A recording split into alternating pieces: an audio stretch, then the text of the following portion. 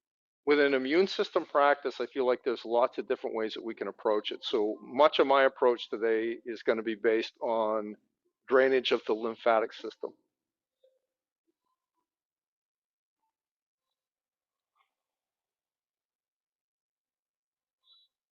So as a general rule of thumb, the reading that I'm doing and the kind of background research that I'm doing, it sounds like parasympathetic nervous system activation, as a general rule of thumb, is better for immune system function. Reason being, the the blood returns to the gut in this rest and digest parasympathetic nervous system activation. And much of our immune function comes from our gut microbiome. So having that healthy flow of blood it helps promote that. And that breath that we just did is very much a sympathetic nervous system fight, flight, freeze, or fawn nervous system response. But the reason that that tends to work, I'm learning,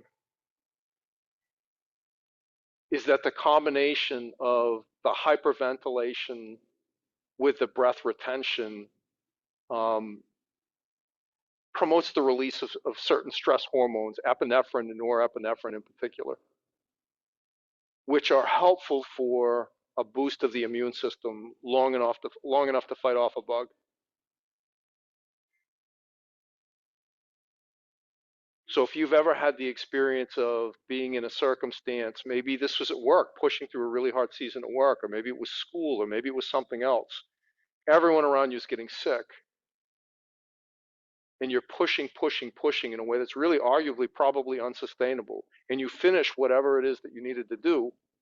Maybe you go on vacation, maybe you get a little bit of a break or take a long weekend, and immediately get sick. Right? That's the effect of the lack of that adrenaline. So in practice, I think we want more parasympathetic nervous system engagement for a healthy immune system. But when we're under a threat, that sympathetic nervous system activation can be really helpful in the long term. The other reason that it's helpful is it increases the body temperature. That epinephrine, norepinephrine release increases the body temperature. And it's said that if you increase the body temperature by 1 degree, which is significant, we get a 5-time magnification of the immune system. This is at least according to traditional Chinese medicine. All right, use your right hand, draw the crown of your head back up the center. Release your right hand down to your lap. Place your left hand on the crown of your head. Lengthen along your spinal column. Exhale, fold your left ear down towards your left shoulder.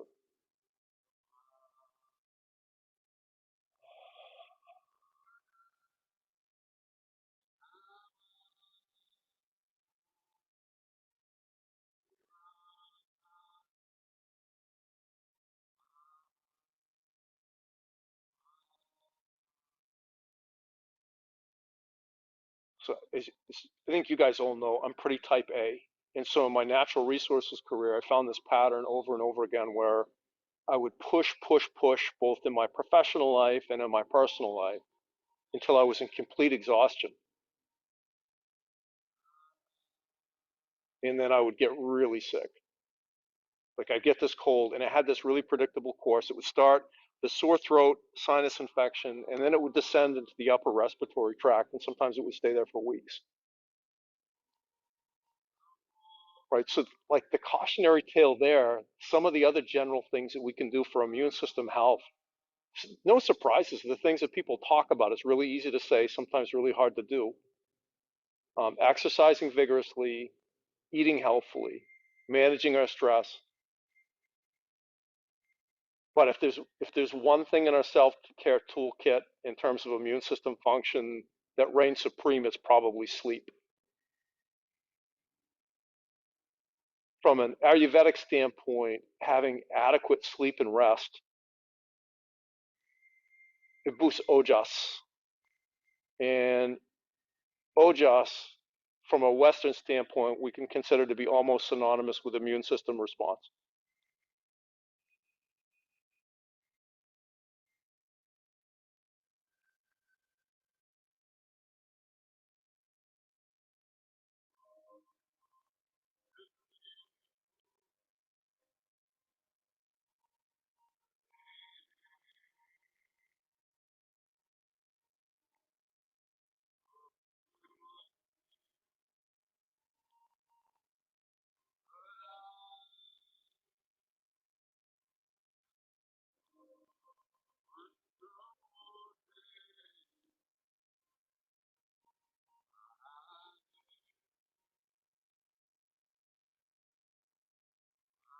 We're going to be transitioning in a little bit. During these transitions, I'd encourage you to really look for solid body mechanics as we transition.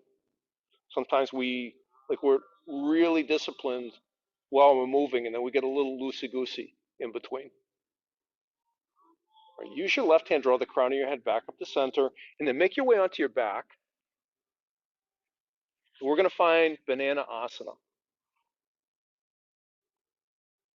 So for this pose, first, find a full body stretch. Reach your arms out over your head. Lengthen your legs long. And then walk your legs and your arms over to your left. Now, when you get to that level of sensation that's at least a 4, but no more than a 6, or your right hip or right shoulder start to lift up, that's plenty. So what we're looking to do here is open up and promote more space along the right side of the body, from the tip of your right pinky finger down to the pinky edge blade of your right foot, including the armpit, the bottom of the armpit, some of the areas where we have a pretty prominent population of lymph nodes.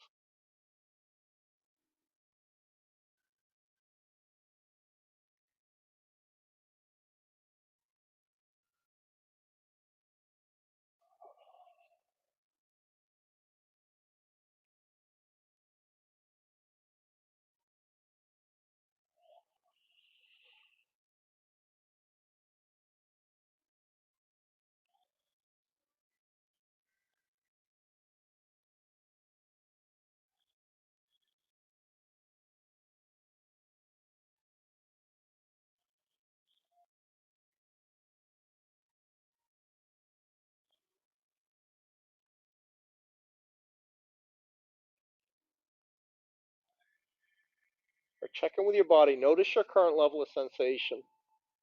Or sometimes if we start with some restraint, we start at a 5 or a 6, say, with a little bit of time in the pose, we open up some space. It might drop down to a 3 or a 4, and your body may ask for more sensation. If that's the case, you can walk your hands or your feet further over to the left. You could cross your right ankle over your left, or you could loop a couple of fingers in your left hand, maybe your thumb and index finger around your right wrist, and drag your right arm further to the left.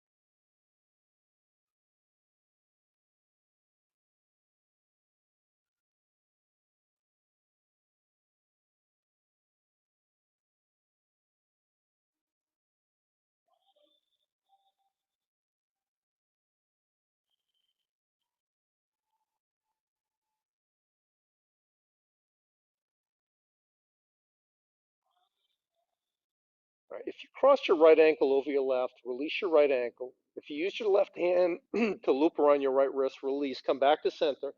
Find another full body stretch. Maybe feel for the difference in the length of connective tissues from one side of your body to the other.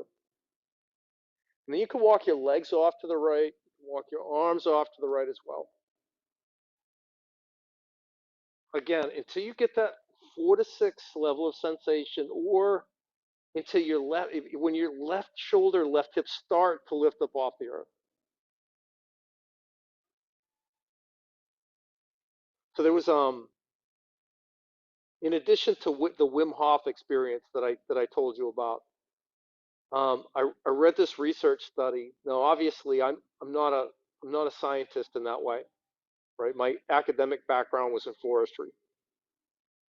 So I thought I understood parts of it, but then I found this really great podcast about using the nervous system to manipulate our immune system. And this academic researcher talked about this specific study and explained it really, really well, where they had these two groups of people, the control group who got no behavioral interventions, and another that had three behavioral interventions. And they injected all of them, they all volunteered to be injected with E. coli, brave souls. And the people that got the behavioral protocols got a daily breath practice, very, very similar to what we just did, cyclic hyperventilation with a breath retention. They got a third eye chakra meditation that they did daily, and they did cold water immersion. I think it was a cold shower in the study. And there was a marked difference in the number of people who got sick with E. coli between the control group and the group that was given the behavioral interventions. Right? So, yes, easy to say, eat healthfully, exercise vigorously, get enough sleep, manage your stress, create time and space in your life for ease. But when it's hard to do, there are some other things we can do. So that breath practice was one. Third eye meditation, I can share with you about that after class. If you're interested, ask me, I'll share with you.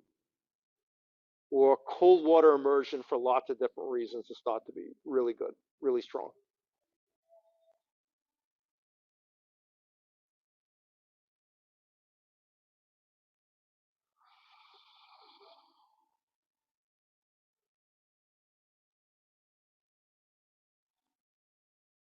In particular, bouts of cold water, like 15 minutes in a cold water environment, followed by 5 minutes in a hot environment, and then follow up with cold again.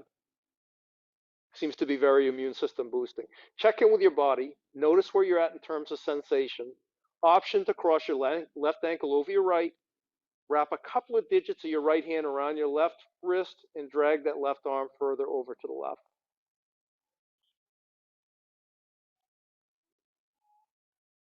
I just released this content. You may have seen it on my social media. You may not have.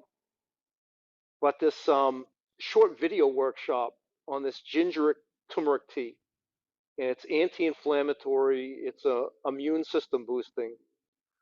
But the story that I told in this mini workshop, I'll tell you just the beginning. If you like that pattern of work that I told you about, push, push, push, and then get sick twice a year, every year, in that lingering upper respiratory bug.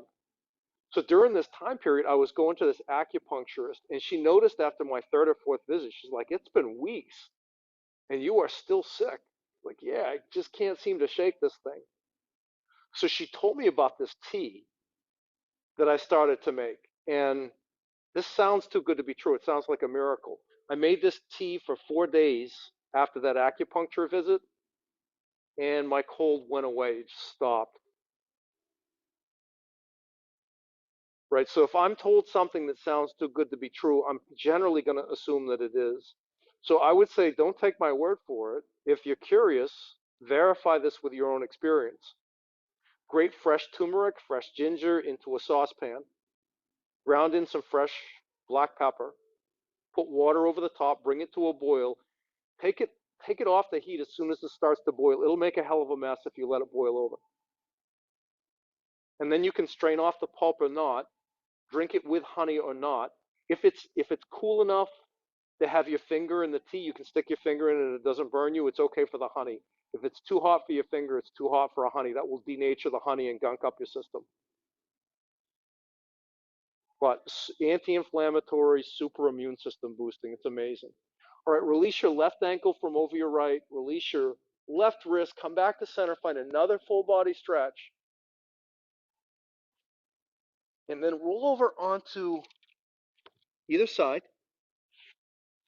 Actually, let me say again, come up onto your right side. Grab a block. Find a right forearm plank with your right shoulder floating over your right elbow, legs extended long. Now take the block at a medium height under your right armpit.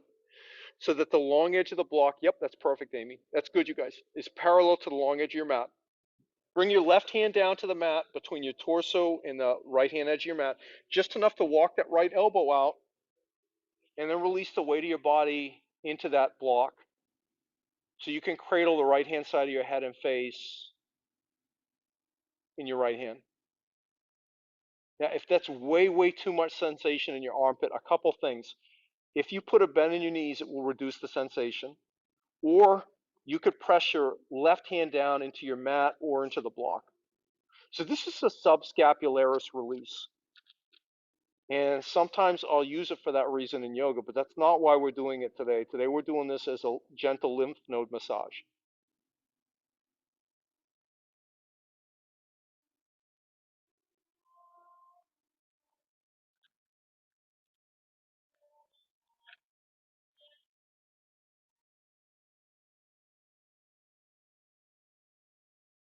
It's probably not going to be comfortable in your armpit, right? In fact, if I'm honest, I don't really want it to be comfortable. But I also don't want it to be so painful that you can't bear it, right? It needs to be sustainable.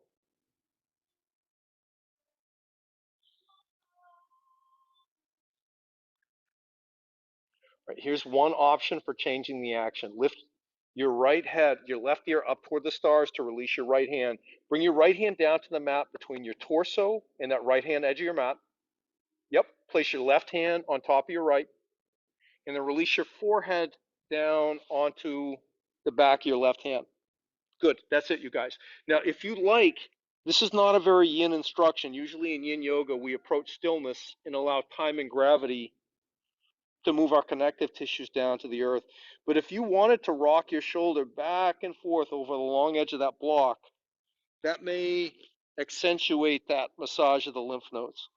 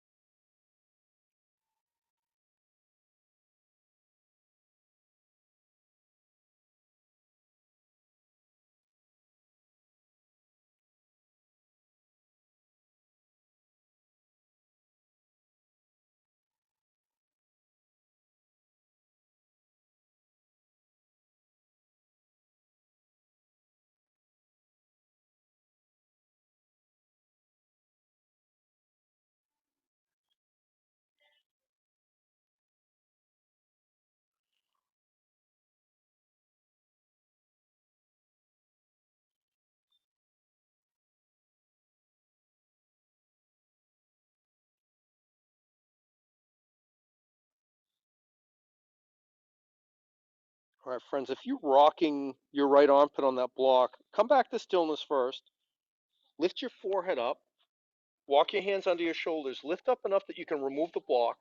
And then lower onto your right side. Maybe reach your arms out long over your head. Roll over onto your left side. And we're going to do this fashion model pose on the other side.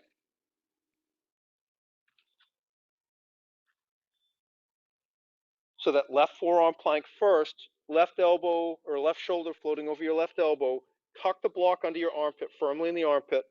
Bring your right hand down to the mat between your torso, the left edge of your mat. Walk that left elbow forward for you guys toward the back edge of your mat. And then release the left hand side of your head and face into your left hand. So there's an expression, I don't know if you guys heard this from your mother. My mother used to say this sometimes. I think it was feed a cold, starve a flu. From an Ayurvedic standpoint, I mean, when we're looking at infection, there's an inherent inflammatory factor there.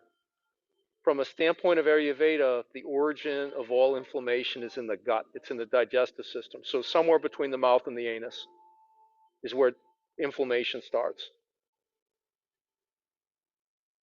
So even as a general rule of thumb, when we're feeling really healthy and we're filled with vigor, like having too much food in or having food in too often is confusing in our digestive system, right? In Sanskrit, we would say, in Ayurveda, we would call that ama. Ama just means confusion.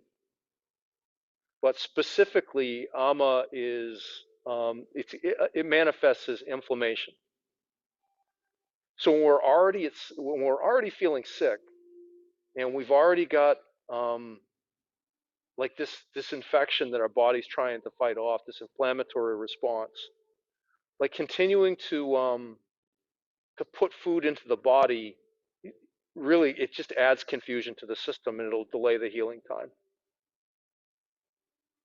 So I'm of a mind like if we're optimizing for health, longevity, vitality, vigor, thrive, then most of us should be doing quite a bit of fasting most of the time. Like intermittent fasting, I think works really great for most people.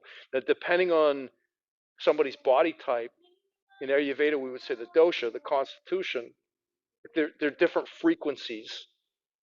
Like somebody who is by nature long and lean and rail thin doesn't want to do a 20 and 4 intermittent fasting routine. It's not going to be great for that body type. But all of us should be allowing some space, and especially when we're sick. So immune boosting is one of the many, many benefits that we get from fasting. It's said that the human stomach was designed to go through periods of being a third full of food, a third full of water, and a third space, to long periods of emptiness. All right, friends, lift your head up out of your left hand long enough to drop your left hand down to the mat between your torso and the left hand edge of your mat. Cover your left hand with your right. Release your forehead down onto the back of your right hand. And then maybe find a gentle rocking movement, massaging your lymph nodes in that block. And then again, maybe not. Totally up to you.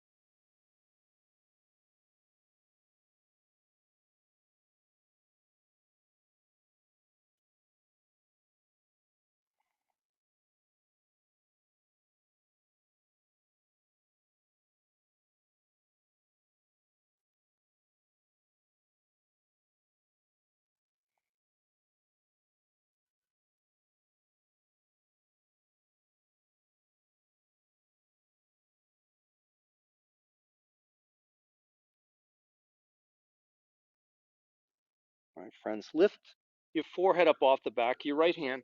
Walk your hands up onto your shoulders. Lift up, remove your block. And then make your way onto your knees. Grab 2 blocks and either a strap or a towel, whichever you have. So where we're going to next is a shoelace pose with archer arms. If you have to pick between what's happening in the bottom part of your body and the upper part of your body, I would prefer, just for the intention of our practice today, that you go with the upper body. So a couple of options. When we get the shoelace pose, if that doesn't work, you could do square pose, where you have shins parallel to the other, one stacked on top of the other. You could do just a cross-legged position. That's fine. Or from a tabletop, bring your right knee forward to the center of your mat. Note the angle of that right heel. Right heel angles back toward the left edge of your body. Have your blocks close by. Now wrap your left knee over your right. For my body, I have to come forward significantly to get my left knee to touch the earth, and then start dropping your seat back, probably onto a block. Whew, and that's our shoelace pose. From here, take your towel or your strap in your right hand, drop your right hand in between your shoulder blades, take your left hand to your lower back, find your strap, walk your left hand up your spinal column, walk your right hand further down your spinal column.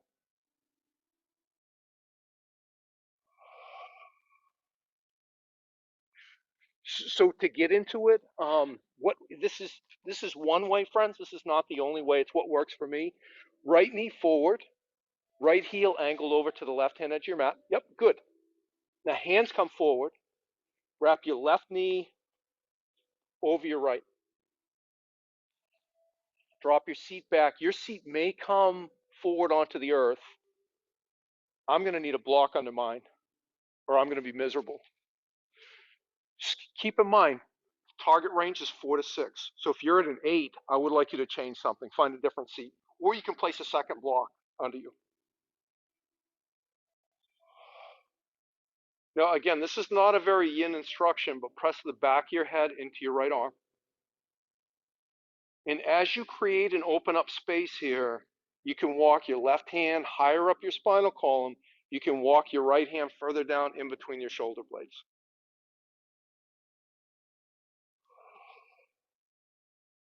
Everybody got all the sensation they want in their legs? Nobody wants to add anything? Is that accurate?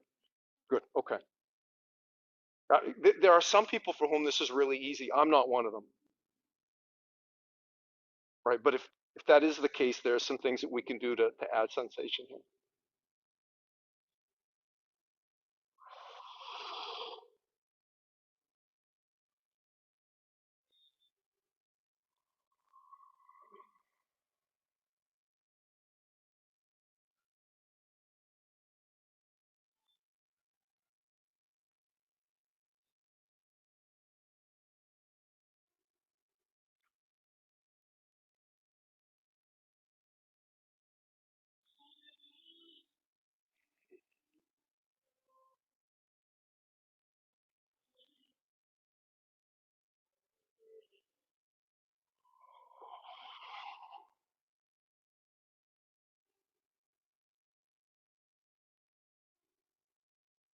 All right, friends, I'm going to cue you in about 15 seconds to release here. When you release, please do it gently. I would rather you not have your hands snap apart.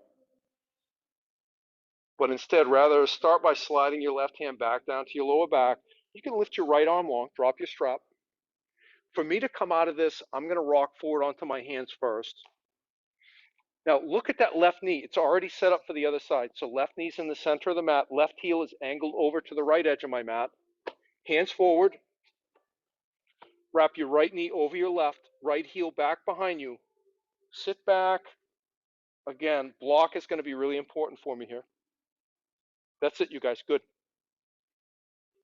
And then strap or towel in your left hand. Drop it in between your shoulder blades. Back of your right hand to your lower back. Find that strap. Maybe walk the hands closer together.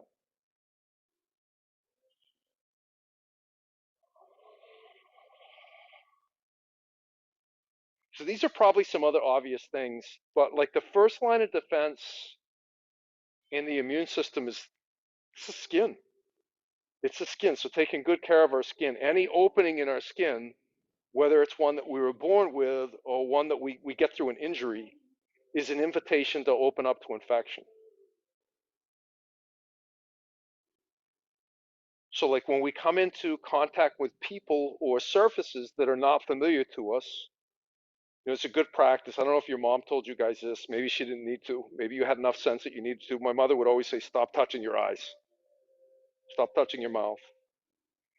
But there's some pretty good research that says when we meet a new person, when we come into physical contact with a new person, within 30 seconds we touch our eyes.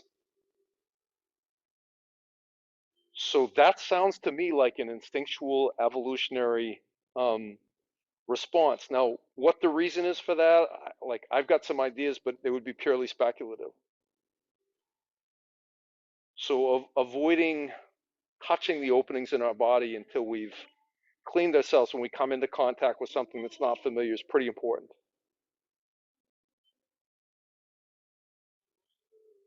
And then the second layer of defense is the innate nervous system. That's the nervous system that's attenuated by that breath practice that we did, that Wim Hof style breath practice with which we opened up the practice.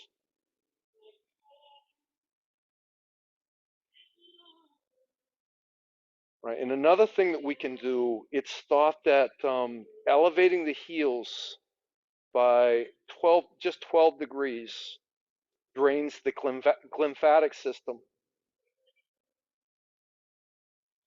in a way that's really immune system boosting. So our next pose, we're going to do a restorative fish pose.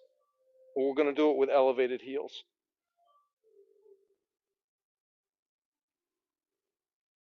All right, friends, let your right hand slide down to your lower back. Lift your left arm, release the strap. You can come out of this how you like. The most gentle way I found, rock forward, bring my hands to the earth, unwind the legs. Whew. And to set up for this restorative fish, if you would, take one block to the back third of your mat on the medium height so that the long edge of the block is parallel to the long edge of your mat. One block, what is that, 4 to 6 inches behind that at the highest height. Take your bolster and lay the bolster down close to the top edge of your mat. Now, from here, if you come onto your back, the bottom of the rib cage, I would like on the bottom of that block. So that's about bra strap level. Lay your whole spinal column down on the earth. I'm going to kick my bolster forward so my heels are lifted and elevated. And you can do what you want with the arms. I'm going to team mine out to the side because I feel like I'm going to get more drainage from my lymph nodes in my armpits this way. The back of your head, it doesn't have to be on that block at the highest height. Some people don't need the block at all, or some people take the block at a medium or the lowest height. Opening up their throat toward the stars, allowing gravity to draw the crown of the head back down toward the earth behind us. That does not feel good on my neck. So I'm going to use the support of a fully lifted block. Feel for gravity drawing your shoulder blades down toward the earth on either side of that lower block. Just breathe.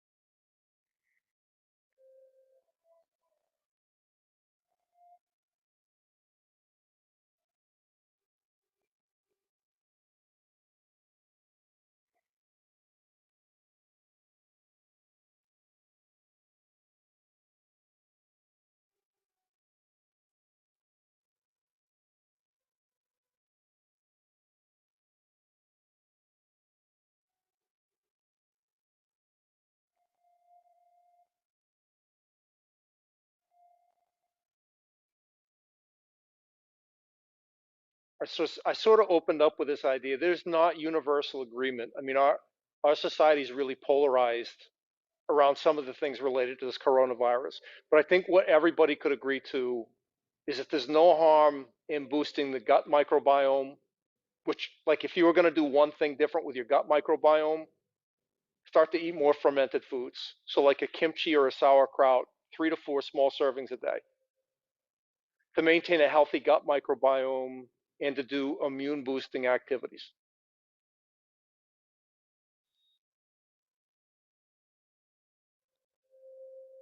And I would say, if, like, for any of us who haven't started doing those things, and my track record on this during this pandemic has been spotty. Sometimes I really focus on it, and sometimes I'm focused on other things, but no time like the present. What harm could possibly come from boosting our immune system more, or creating a more healthy gut microbiome for ourselves? As far as I can tell, there's none.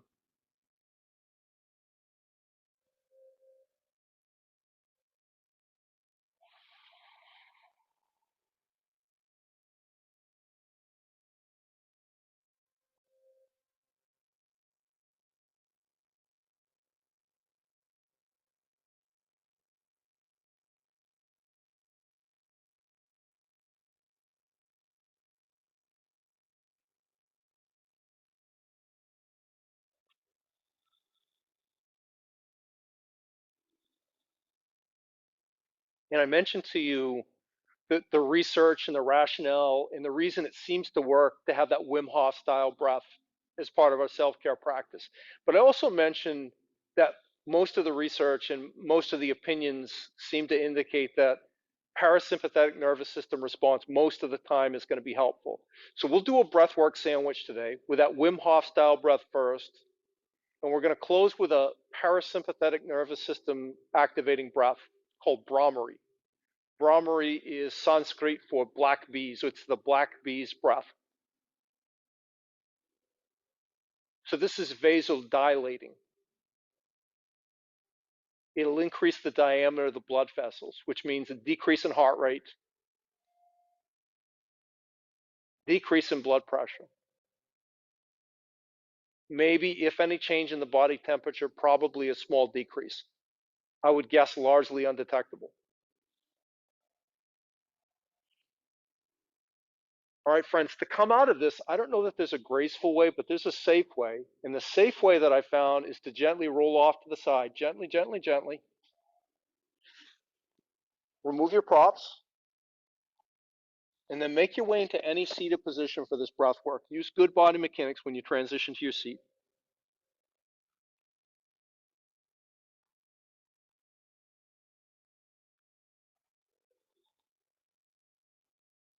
Stack your joints again.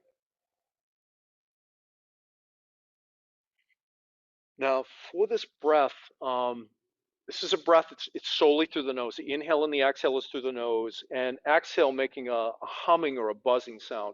One of my teachers describes this as making the om sound, but through a closed mouth. So I'll ask you to interlace your hands at the base of your skull, elbows pointing forward. I want you to feel for the vibration, both in your throat, head, chest cavity, and your hands and arms. Cleansing breath first, deep, life affirming breath. Hold it at the top. Open your mouth, let it go with a ha again. Good. Now, 3 times I'll cue for an inhale. Exhale, make that humming and or buzzing sound for as long as you can exhale. We'll do it 3 times. Inhale.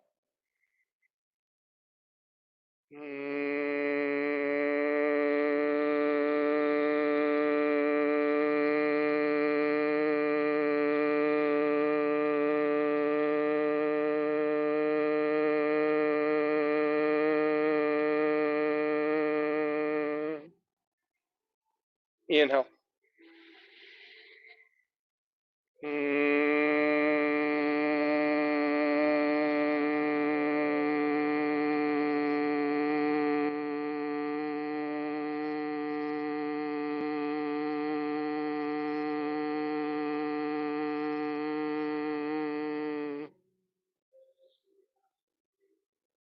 Inhale.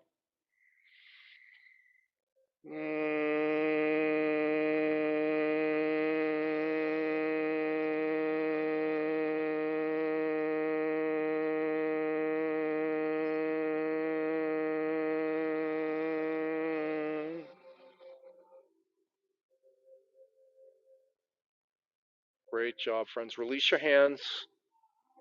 Maybe feel for any residual vibratory effect in your body. And then make your way into any final resting shape. Could be in your seat, your belly, your back, or your side. As long as you can balance relaxation with alertness, then I don't care at all what it looks like.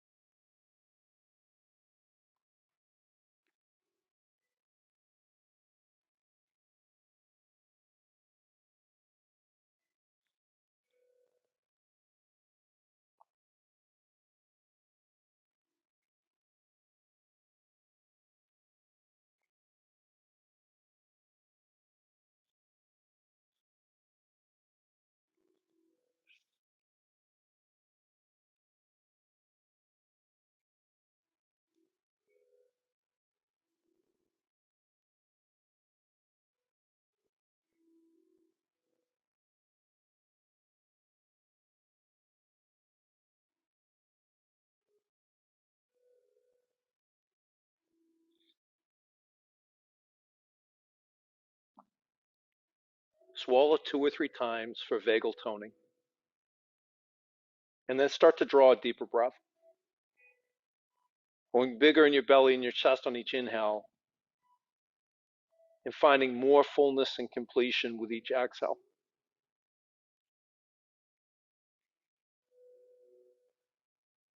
If you move to do so, begin to reanimate your body with any small movements. That can look like anything.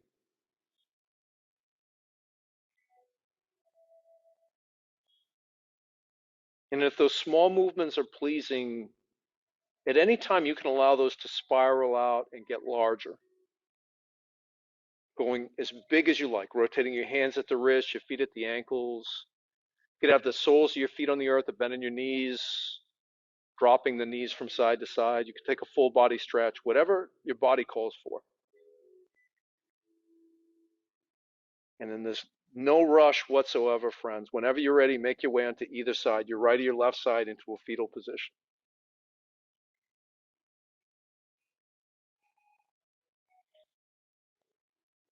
Check in, notice how you're feeling. And today, maybe place your focus on the nervous system.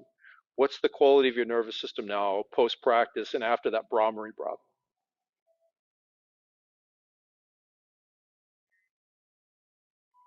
It said that the quickest access into the immune system is through the nervous system.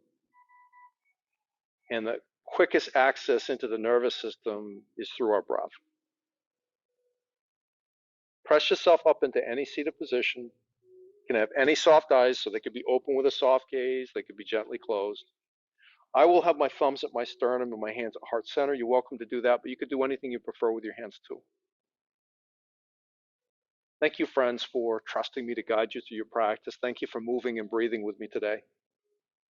May you be happy. May you be healthy. May you be safe. May you know peace. If you're moved to do so, draw your thumbs to the space between your eyebrows, the Ajna chakra, the seat of our intuition. Blessings to you and your family. And that concludes our practice for this morning.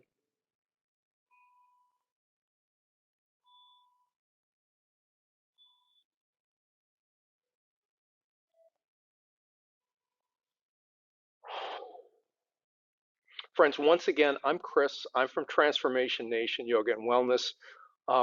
Thank you again for joining us for our Sunrise Yin immune system sequence. Amazing job today. You're doing great. Just keep going.